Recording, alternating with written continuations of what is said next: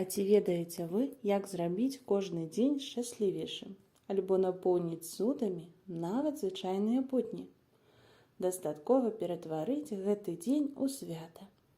А ў гэтым нам дапаможа чарнічны мішка і яго сябар.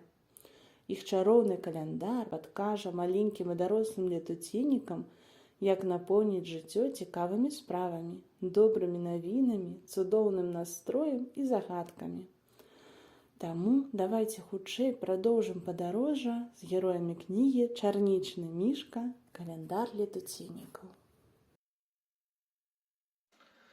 «Што гэта ты засумаваў?» – спытаў чарнічны мішка. «Ды так, я ледзь не плакаў. Хутка скончыцца лета, а значыць і наша вандроўка. Ты мой сябар, і мне будзе сумна развітвацца з табой. Пасля першай вандроўкі пачынаецца другая», – супакойваў мяне мішка, «а сяброўства не канчаецца ніколі». «Вядома», – пагадзіўся я.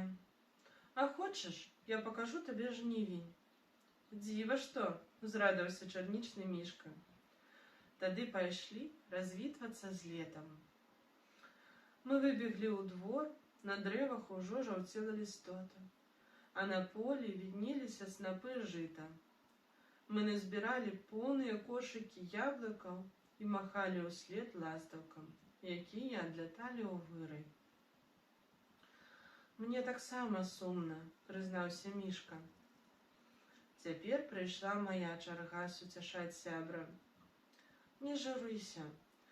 Нас чакае красуня восень, у яе свае цуды і падарункі. І, дарэчы, ты яшчэ не бачыў галоўнага дзіва жніўня». Цёплая ноч накрыла нас зорнай посцілкай, а мы ляжалі і глядзелі ў неба. «Вой, зорка паляцела!» – крыкнуў мішка. «Гэта зарапат. Калі паспееш загадаць жаданне да таго, як яна згасне, задуманае абавязкова спраўдзіцца», – патлумачыў я. Але колькі б зорак не падала, мару я толькі аб адным, каб сяброўства ніколі не канчалася.